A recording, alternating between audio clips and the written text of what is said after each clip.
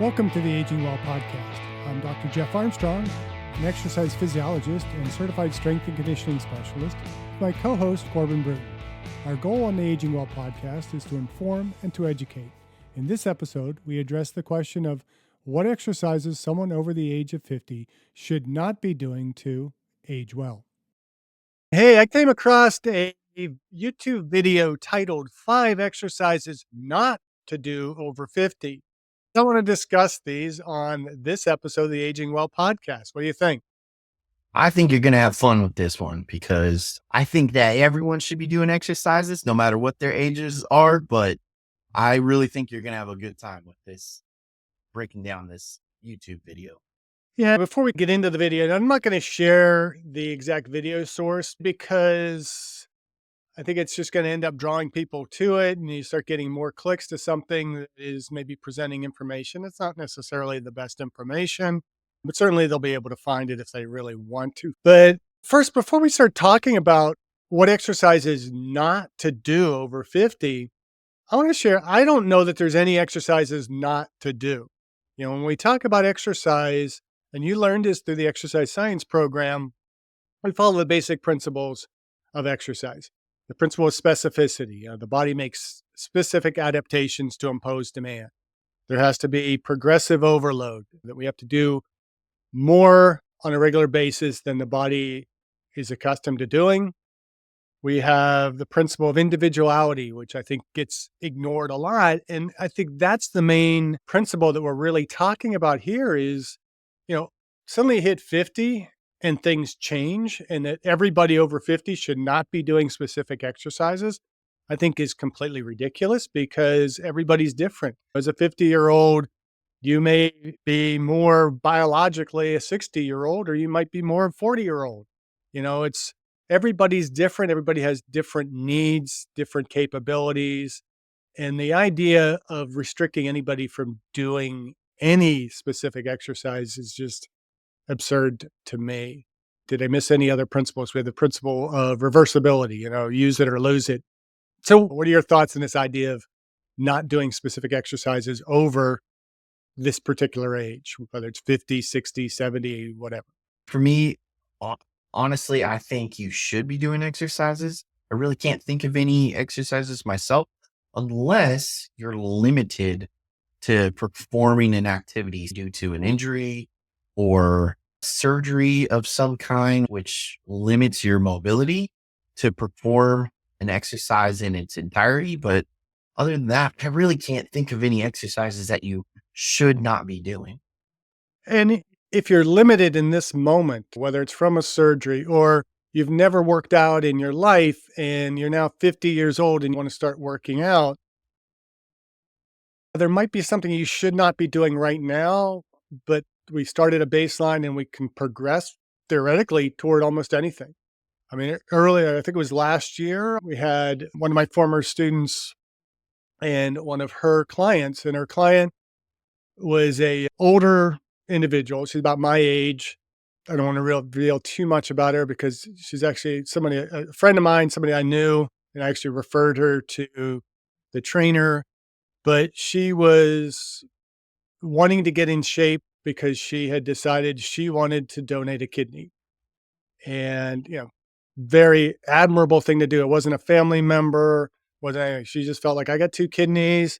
I've always felt I wanted to donate one to somebody in need, and now's the time to do it. But I want to get my body in shape so I can get through the surgery fine. So she started lifting probably around the age of 59, 60 years of age. And once the surgery was over and she'd recovered, she continued lifting. She's now working toward being a senior power lifter. I mean, she's into deadlifting and doing all these other exercises. She gets stoked doing Yates rows and different things like that. And, this is somebody that's never lifted before. You'd look at her, she's not looking like somebody who is necessarily athletic, but she's jumping into these exercises that some might say, no, you're too old to be doing those. And so let's kind of dive into these one by one and talk about them. The first one, the person on the video talks about is kettlebell swings. What do you think? I think kettlebell swings are fine. It's a great movement. It's really not that challenging. It's only as challenging as you make it. I think everyone should be doing it, from athletes who are training in their younger years in sports up into even their 70s or 80s. I think kettlebells are a great, specifically kettlebell swings. Those are a great movement, in my opinion. Yeah, it's a great explosive hip hinge. And yeah, hip hinge is important. If you are going to have a healthy gait as you age, being able to engage the gluteal muscles explosively to be able to move is going to be one of the critical factors to being able to move quickly as you age. Now, I'm not a huge fan of kettlebell swings from the standpoint of the progressive overload piece. You know, it takes a lot of kettlebells. Kettlebells can be very expensive. And as you progress with those, you got to buy more kettlebells. But if you have access to kettlebells, it's a great activity. I'm more of a Bulgarian bag person. It's the same basic swing that I do as one of my core 550, which is you do hip hinge with the bag, then you do side tosses and spins in each direction. So it's 5 different exercises. You do 10 repetitions each set. So it's 50 reps, and that's where I get the 550. A swing like that, whether it's with a kettlebell, with a Bulgarian bag, and there's other implements that you can use to get that same hip hinge motion, is a beautiful exercise for anybody at any age to be doing. If you are over 50 and in really poor, weak shape, yeah, you might need to be developing that hip hinge a little bit more first before you dive into the swing. But as time goes on, progression should lead toward being able to do that. And you could be 100 years old, you should be able to do a kettlebell swing. Yeah, totally. I mean, so I was blown away by this video. Where are you coming up with this stuff? Did you just randomly select exercises? It's not the age that it is the determining factor. It's the capability of being able to do the exercise. Any exercise is not inherently unsafe. It's unsafe when we do it poorly, and doing it poorly is bad technique and overloading. And by overloading, meaning that we are doing too much load than we can maintain adequate form. If you Well, can do it and in then good form, another, do it. Go ahead. I'm yeah, sorry. no, that's okay. And another thing is, if they're saying, oh, you can't do it because you're 50, you're limiting yourself and putting yourself in that box. So you're already going in with a hindrance mindset, and it shouldn't be that way. You should be able to realize your potential. If you're not able to do it 100% with good form, that's okay. Train for it, work up to it. Like riding a bike, right? You start off with training wheels. Eventually you take those wheels off. That's my opinion. I'm still riding with training wheels. No, I think you're right. And it's this whole notion that we hit certain age milestones and we can't do things anymore is just absurd.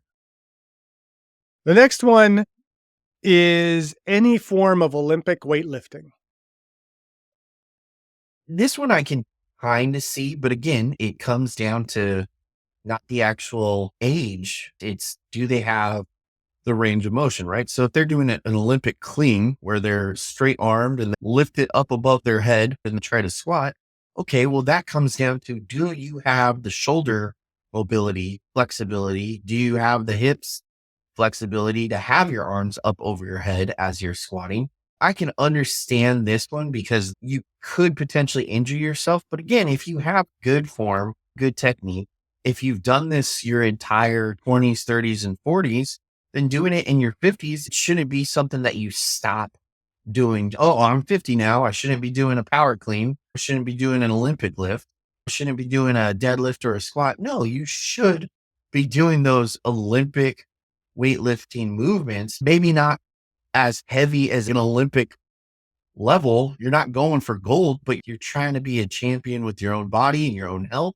If you have the flexibility, movement, and experience, then go for it. Don't let 50 hinder you from doing these exercises. If you're a novice and you've never done that, start with the basics first and foremost before you advance yourself to an Olympian level. Well, the whole idea of Olympic lifting is there's a progression to learning the technique, most people learning Olympic lifts will first start with a PVC pipe. If you're over 50 and you can't move a PVC pipe, then you got bigger health and musculoskeletal issues than you think and need to do something about it. Oh, we had Kimmer here on, I forget which episode it was. She was the woman who had MS and went from having MS to becoming a master's Olympic weightlifter. I'm pretty sure she's over 50, but it's not stopping her, and she started later in life. Age is not the limiting factor here, as you mentioned. It's much more the capability of being able to do the lift or not be able to do the lift, and learn the technique, master the technique, and then begin to build off of that. If you can do that, then there's no reason why you can't do Olympic lifting at any age. I personally will not lift anything overhead because I have mobility issues in my shoulder. I have a type 3 acromion, which limits the amount of overhead work I can do. I can't get into the right position to do an overhead squat. I just have little interest in Olympic weightlifting. I'll occasionally do some hang cleans or something like that. It's not because I'm over 60 and I shouldn't be doing them. I have less interest. It's not feeding into my particular goals at the moment. And I do other things that kind of accomplish some of those same goals. I would never tell somebody, no, you can't do something like this because you're over 50. The next one is box jumps. What are your thoughts on that?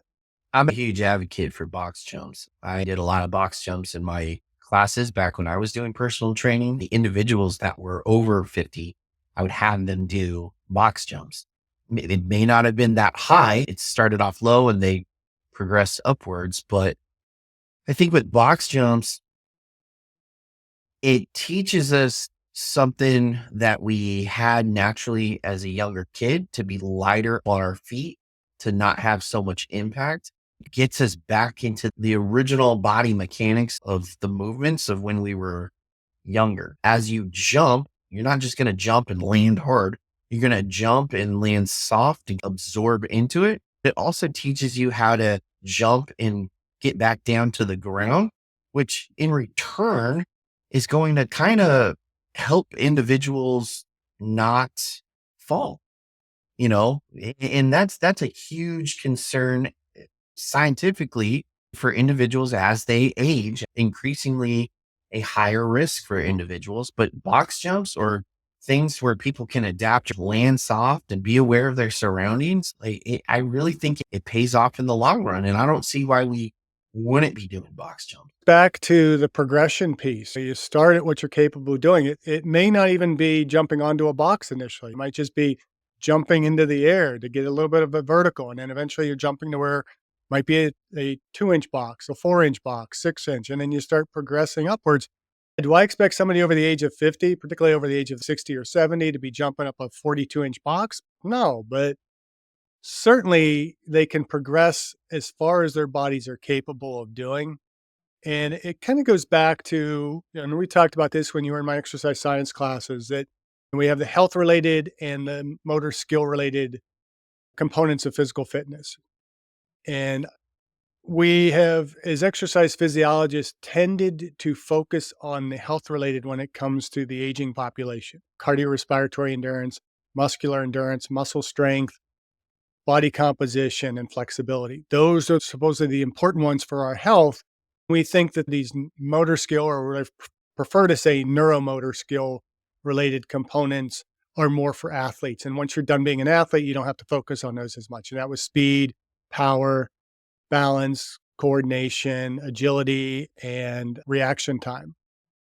So power, speed are all critical for us to be able to be maintaining healthy movement patterns as we age. And like you said, it's going to help to prevent that risk of falling as we get older if we have a little bit more explosiveness and power in our bodies. Box jumps do that. There are people who get really stupid with box jumps, but those are usually people in their 20s and 30s trying to jump too high, or they stack boxes up that are unstable, or put weights on top of the boxes. And so you're landing on something that's a little less stable and there's a much greater risk of injury. But an appropriately built box at appropriate height and you're doing it within your capabilities, I see no reason why somebody over the age of 50 can't do box jumps. I mean, you nailed it. All right, let's move on to number 4, which is barbell squats. This one surprised me to be on that list. If you are going to limit somebody from doing an exercise such as the barbell squat, and their rationale was that it was the compressive load put on the vertebra, which creates the issue. Yes, if you are over the age of 50 and you have early signs of osteopenia or osteoporosis, probably doing a back barbell squat is not the best thing to be doing. But if you do a back squat or barbell squat properly, in proper form, properly loaded, proper range of motion, age is not a limiting factor. Agree or disagree? 100% agree. It shouldn't be a limiting factor. No. Like, There are variations that maybe I wouldn't do. And if it does present problems for you doing a back squat, where it's loaded up on the spine, first thing I would look at is how are you doing the back squat? If a lot of people will try to do a high bar squat rather than a low bar squat, and it just doesn't fit with their body mechanics. For low me, bar's the way to I can't go. do a high back squat because, and for anybody listening, the viewers, again, we maybe throw an image out there or something, but it's where the bar sits high on your back rather than a bit lower. It requires a more vertical body positioning. And if you have mobility issues or your bone structure is such, it may not be the best form to be doing a squat in. I can't do high bar squats. I need to go low bar so that I can get a little bit more forward lean and get deeper into my squat. That's just my body. Those are my mechanics. If I can't, for whatever reason, support a bar on my back, say I lack the external rotation to hold the bar properly, or I have some shoulder issues, we have other variations that we've talked about repeatedly on this podcast. The Zercher squat being one of my favorites when it comes to a nice safe position to be doing a weighted barbell squat. Front squats, I'm a little less inclined to do those. And as you get older, maybe you have arthritis issues, it might be a little bit harder to hold the bar in that position. There's goblet squats, dumbbell squats. There are countless variations we can do of the barbell squat that are totally suitable for the older population. What do you think? I think squats should be a part of everyone's workout routine. It's one of the main staples. And if it's not a main staple, it should be in every single person's workout routine, no matter if they're, in elementary school, just using body weight, messing around, or they're 67 years old in their home gym. It doesn't matter. You should have squats as a part of the overall benefits of squats as far as strength, getting your heart rate up, working your back, your core, your legs, your glute, like everything. It spikes your metabolism. It helps with your hormones. Like squats are one of the best exercises, period. I'd say the best exercise is the Zercher, in my opinion. But if you can only do one exercise to boost your metabolism, to build some overall functional strength that's going to help you improve your lifestyle, the squat is the exercise to do. Now, if the argument here is barbells, maybe some other variations might be better for you in your situation, but that has nothing to do with age. That's an individual limitation that prohibits you from putting a barbell on your back and doing the squat. But you can, in almost any case, be able to progress to being able to do a barbell squat. All right, should we move on to number 5? Mm-hmm. This one blows my mind. Anything called a toss, pass, or throw. So if you're over 50, don't go out with your grandkids and throw the ball around because that's just going to harm your body horribly.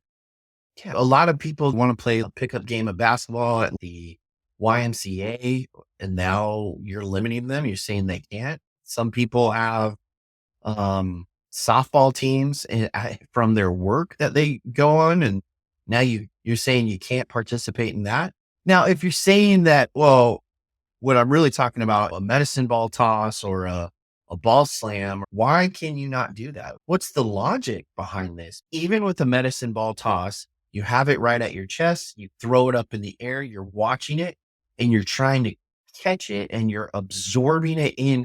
That's a great workout.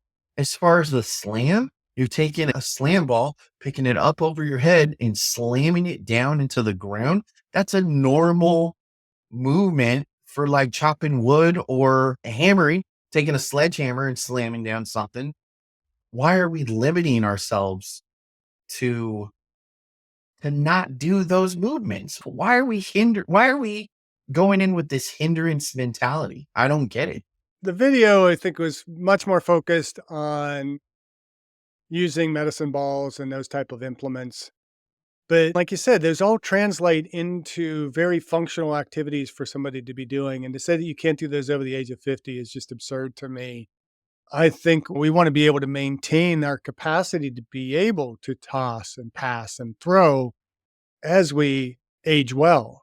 And so why not do these particular activities? That's again why I like the Bulgarian bag, because it's getting many of those same movement patterns. You're not necessarily throwing from the standpoint of it leaving your hands, but you're doing the same basic movement patterns.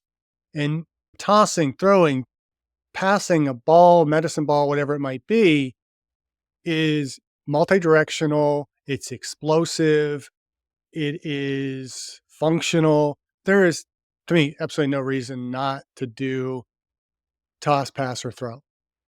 This video, when I saw it, I was like, we got to address this on the podcast, because people are going to watch this and say, I'm over 50, I shouldn't be doing this. And I want to start lifting, but I can't do this, I can't do that. It's like, do the exercises you're capable of doing. If you can't do it at the moment and you want to be able to do it, don't let age be the factor. Progress toward being able to do the thing. Should we jump into Chat GPT now? Sure.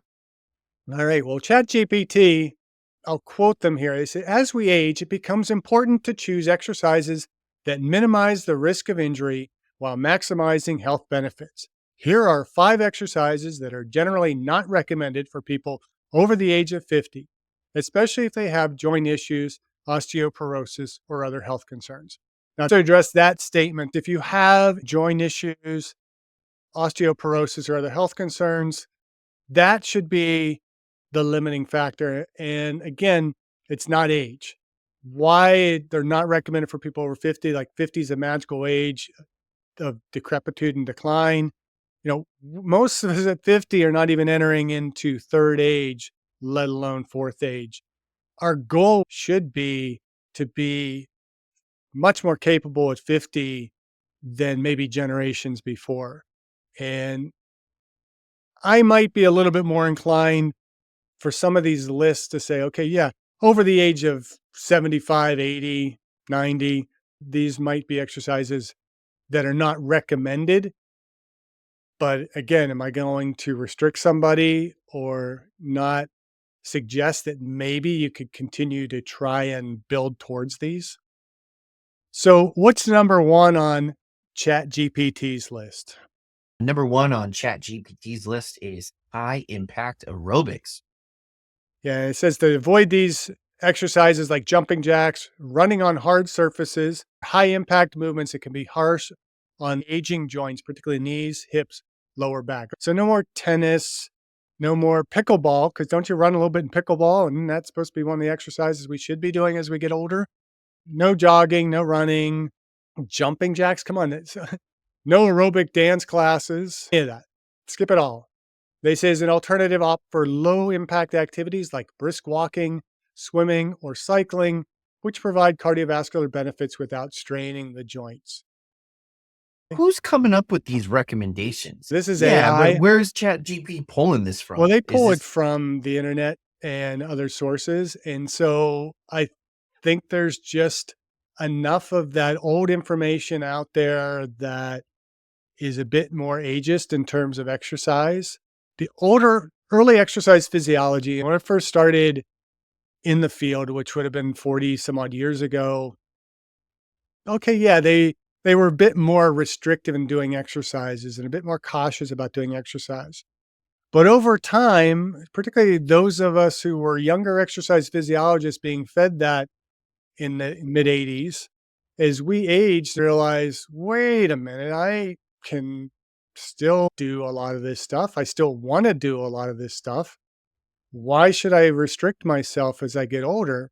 And you see so many 70, 80-year-old, women, let alone men. I mean, because men, we can argue, well, they've had physical activity and jobs all their life. It's not that hard for them to do some of these things in their later years. But we expect women to get frail as they age. We see these 80-year-old women doing CrossFit, throwing a medicine ball around or running marathons. Those should not be the exception. They should really be the norm as we look at aging well. So, Taught a senior boot camp, like it was called like Golden Fit. It was a boot camp for that third age population.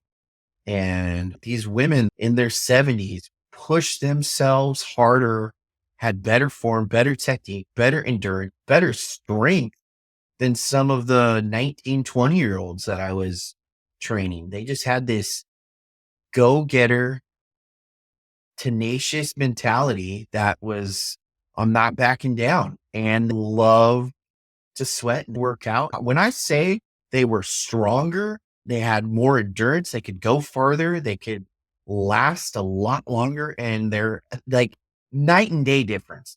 And so to have the mentality of, oh, you're 50 now, you're frail, that's not true. Stop thinking that you can't do something just because you're getting older and start believing that you can.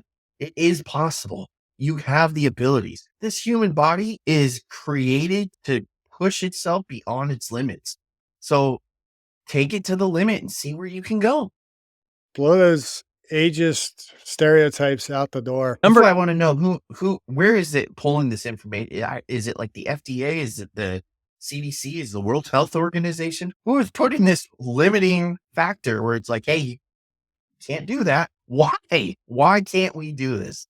Well, that's why we need the Aging Well podcast so that we can take this information that somebody might be getting from ChatGPT Throw it out the and door. address it and put it in the right perspective.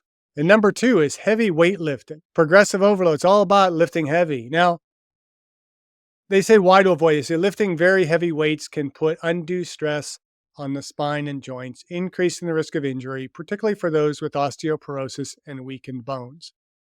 Now, what ChatGPT doesn't understand that lifting heavy weights, heavy as we look at intensity is relative. What is heavy for me might not be what's heavy for you and vice versa. Nobody's going to tell me not to lift heavier weights. If I can get stronger, if I can bump my Zercher squat up, my goal, I want to hit 500 and that's a goal. Maybe not 500, but I certainly want to hit 400. And I think that's going to be my goal to be able to Zercher for reps, 400 pounds by the time I turn 62. So that's about 7 months away. I've never been able to squat 400, and that was my goal going into my 30s. I was like, I just want to hit this. And I was just stagnant at 398, and I just could not. I was like, oh, I don't know.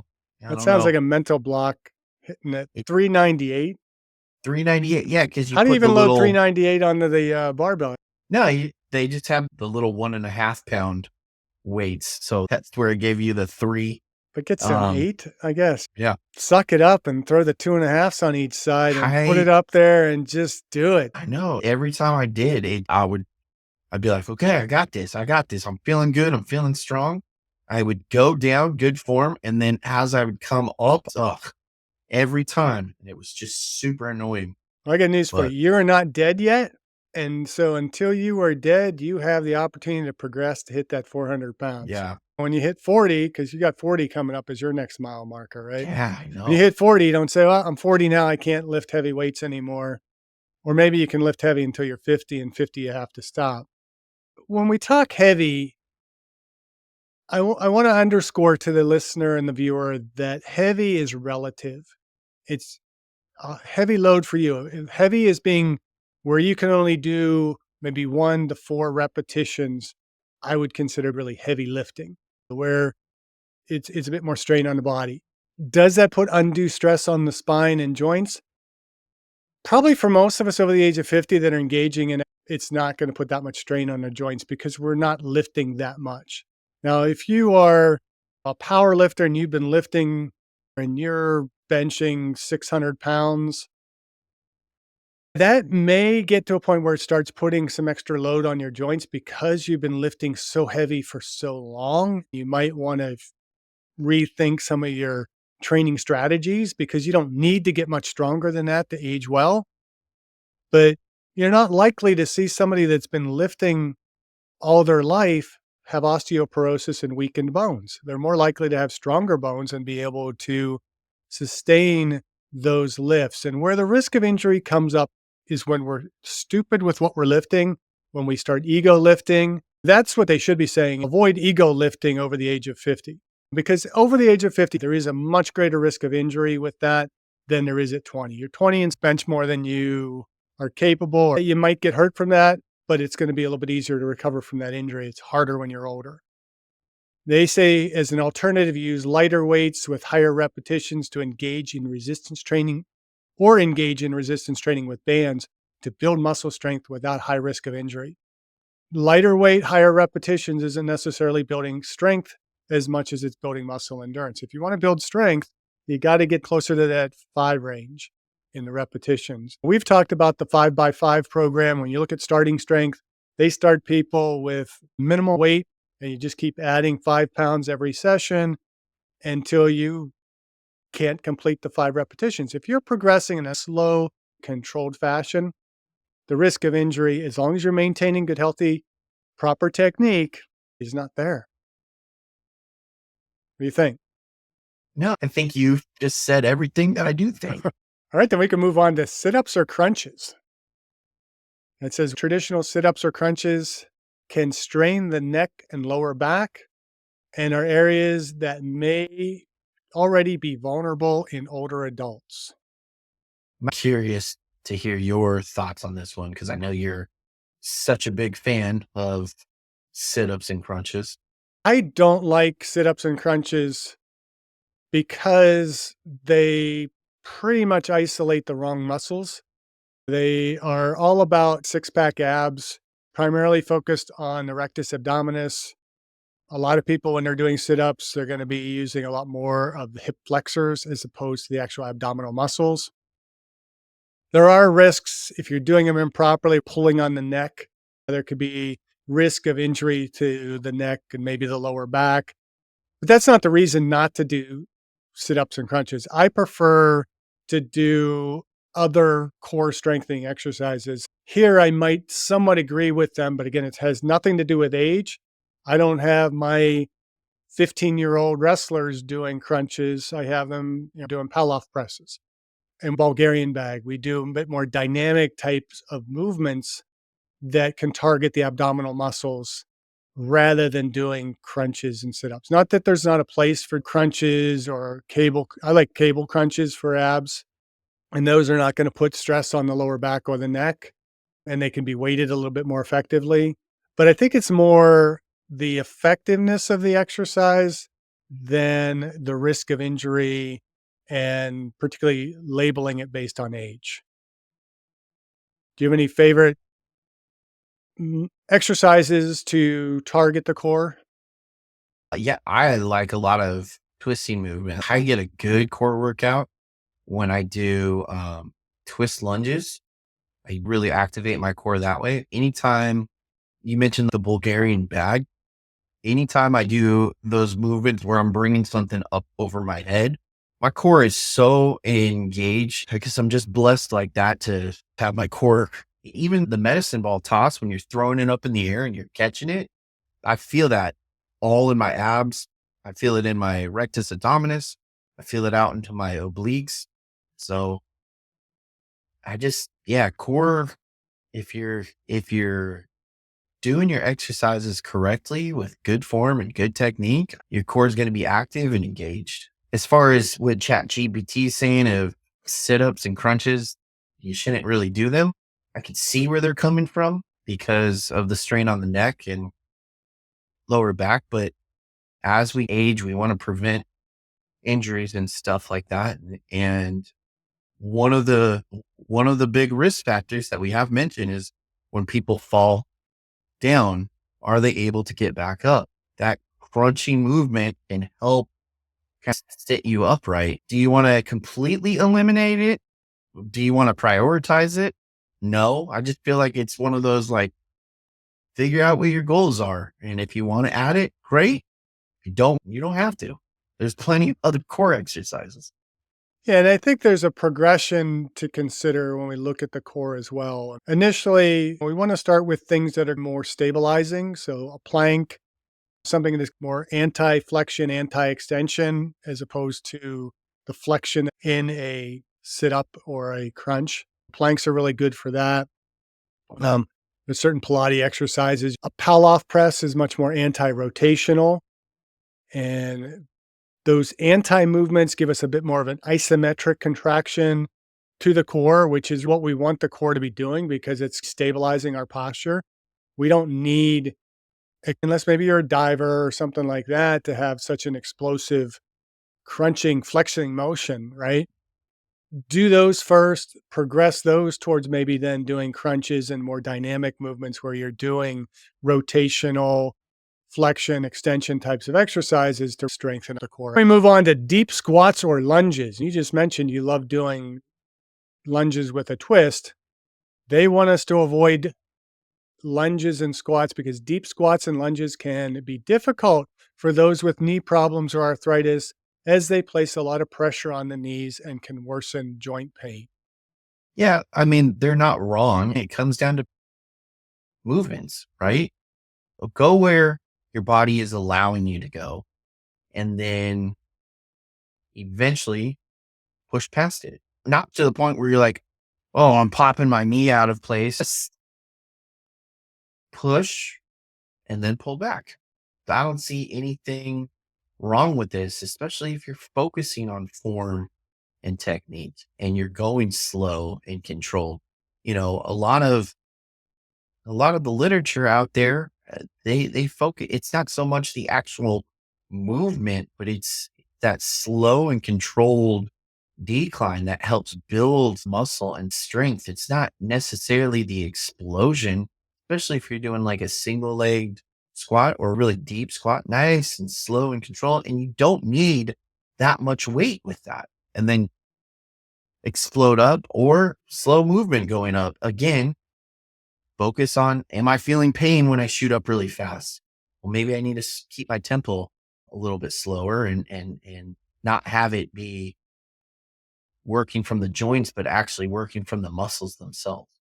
I think it's a matter of what you're capable of doing. It has nothing to do with age because you can be young and have knee and joint pain. You can be much older before you start to acquire that. But, our bodies should be functional and being able to go into a deep squat position.